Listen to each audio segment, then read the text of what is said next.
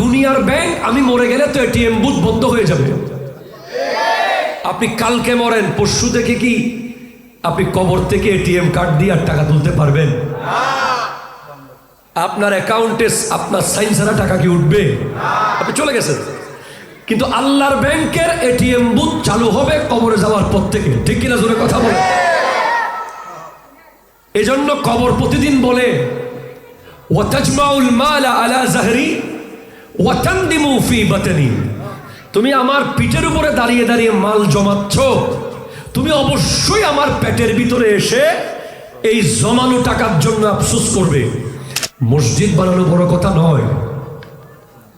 আরো একটা বিষয় গুরুত্বপূর্ণ, আমার নবীজি বলেছেন সিত্তাতু আশিয়াইন হুন্না গরীবাতুন মিন সিত্তাতি মাওয়াদিআ, কিয়ামতের আগে 6টা জিনিস 6 জায়গায় বড় গরিব হয়ে যাবে, যেগুলোকে আল্লাহ গরিব বানায় নাই। দুনিয়াতে যেগুলো এসেছে ধনী হয়ে, মানুষ সেগুলোকে গরিব বানিয়ে ফেলবে। বলে কি কি? 1 নম্বরে বলেছেন আল মসজিদু গরীবুন ফীমা বাইনা কওমিন লা ইউসাল্লুনা ফীহি, ওই মসজিদ গরিব যেই মসজিদের এলাকার কওমের মানুষ মসজিদ বানায় ঠিক, কিন্তু নামাজে আসে না। কথা কোন ঠিক কিনা জোরে বলেন না। মসজিদ বানিয়ে ফেলেছেন, বিনিময়ে কি পাবেন? মুসনাদে আহমদের মধ্যে আছে, ইমাম আহমদ ইবনে হাম্বল রচিত কিতাব হাদিসের, কেউ যদি চড়ুই পাখির বাসা পরিমাণ মসজিদ বানায়, এখানে তো 10,000 10-20 চড়ুই পাখি আঁটবে। কেউ যদি একটা চড়ুই পাখি আঁটে, একটা চড়ুই পাখি এতটুকু জায়গার মধ্যে এঁটে যাবে। এই সাইজের একটা মসজিদ যদি কেউ বানায়, আল্লাহ তার জন্য জান্নাতে একটা কামরা বানিয়ে দেবে। মুসনাদে আহমদের মধ্যে আছে এ হাদিস।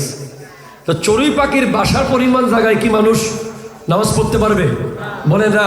বলে মসজিদের একটা ছোট্ট কোণা তোমার টাকা দিয়ে হয়েছে, মসজিদের 1 ইঞ্চি বালু ইট তোমার টাকা দিয়ে হয়েছে, যেটা চড়ুই পাখি আঁটে যে অতটুকু জায়গা, অতটুকু জায়গা তোমার টাকা দিয়ে যদি হয়, জান্নাতে তোমার জন্য একটা কামরা থাকবে। তাহলে আপনি এখানে কি বুঝলেন? এই হাদিস থেকে আপনি বুঝতে পারলেন যে গরিবদেরকে আল্লাহ কোনো জায়গায় মাহরুম করে নাই, ঠিক কিনা জোরে বলেন না। নিজের ঘর বানানোর ক্ষেত্রে গরিবরা যেন পার্টিসিপেট করতে পারে। যাদের দিনে 100 টাকা ইনকাম, দিনে 50 টাকা ইনকাম, তারাও যেন জান্নাতের কামরার মালিক হতে পারে। এজন্যই আমার নবী বলেছেন চড়ুই পাখির বাসা পরিমাণ মসজিদের জায়গা তোমার টাকা দিয়ে যদি হয়, তোমার জন্য জান্নাতে একটা কামরা থাকবে। 1। আর যে মসজিদের জায়গা দিল, যে নিয়মিত টাকা দিতেই আছে, আমার মসজিদে একজন মানুষ আছে ভাই ঢাকায়, বাড়ি তার আনোয়ারা, ঢাকায় আমার মসজিদের সহসভাপতি, উনি ঢাকায় সেটেল, চট্টগ্রাম আনোয়ারা বাড়ি। মসজিদের জন্য টাকা যখন তুলি, উনি কমে 5 লাখ কমে। তা আমি এর একদিন কই ভাই এত টাকা দেন, কাহিনী কি? কয় হুজুর, সোনালী ব্যাংক, ডাচ বাংলা ব্যাংক, ইসলামী bank, Shahjalal bank, first secure যত ব্যাংক আছে, ওখানে টাকা জমা দিতে গেলে লাইন ধরতে হয়। আবার 500 টাকার নোট কয়টা, 1000 টাকার নোট কয়টা গনে আবার লিখতে হয়, আবার মোটর আইডি কার্ড দেখাতে হয়, আবার সাইন করতে হয়, আবার আমার কাগজ একটা দেয়, এটা আবার যত্ন করে রাখতে হয়, আবার একটা বেগানা মেয়ের সাথে কথাও বলতে হয়। এত ঝামেলা না করে আল্লাহর ব্যাংকে জমাই। দেখছেন নি? লোক আছে পৃথিবীতে, আজব আজব লোক আছে ভাই, বলে আল্লাহর ব্যাংকে জমাইতেছি। আমি যখনই মসজিদের টাকা তুলি, উনি পাশে আছে, উনি জজবার মাধ্যমে ওনারকে দিয়ে শুরু করি, ওনার থেকে দেখে দেখে আরো কয়েকজন দাঁড়িয়ে গেছে। এরকম কয় কোথায় জমাচ্ছেন? আল্লাহর ব্যাংকে। কয় কেন? কয় দুনিয়ার ব্যাংক, আমি মরে গেলে তো এটিএম বুথ বন্ধ হয়ে যাবে। আপনি কালকে মরেন, পরশু থেকে কি আপনি কবর থেকে এটিএম কার্ড দিয়ে আর টাকা তুলতে পারবেন?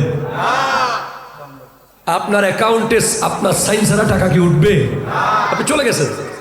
কিন্তু আল্লাহর ব্যাংকের এটিএম বুথ চালু হবে কবরে যাওয়ার পর থেকে, ঠিক কিনা জোরে কথা বলে। এজন্য কবর প্রতিদিন বলে ওয়াতাজমাউল মালা আলা যাহরি ওয়া তানদিমু ফি বাতনি, তুমি আমার পিঠের উপরে দাঁড়িয়ে দাঁড়িয়ে মাল জমাচ্ছ, তুমি অবশ্যই আমার পেটের ভিতরে এসে এই জমানো টাকার জন্য আফসোস করবে। যে তুমি বলবে যে ইস, আমি তো চাইলে এক বস্তা সিমেন্ট আরো দিয়ে আসতে পারতাম মসজিদে, আমি তো চাইলে মসজিদে উজুখানে একটা কল দিয়ে আসতে পারতাম। এই আফসোস তুমি করবে, এটা আমার নবী হাদিসের মধ্যে বলেছেন। অনেক মানুষই আফসোস করবে। তো যেমন সওয়াব, মসজিদ বানানোর সওয়াব কি ছোট সওয়াব না বড়? মোটামুটি বড় না বেশি বড়? এখানে আপনি মসজিদ বানিয়েছেন, ওখানে আপনার কামরা বানানো হয়ে গেছে অলরেডি। এই মসজিদে কে কে টাকা দিয়েছেন হাত তোলেন তো।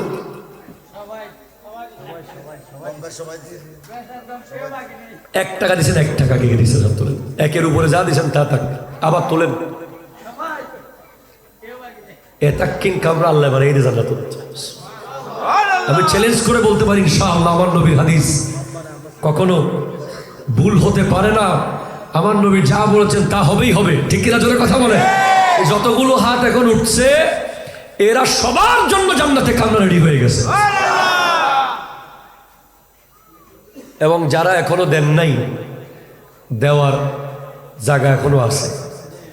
অনেক জায়গায় আমরা দান করি যে কোথায় দিচ্ছি দেখি না, ঠিক কিনা জোরে বলেন।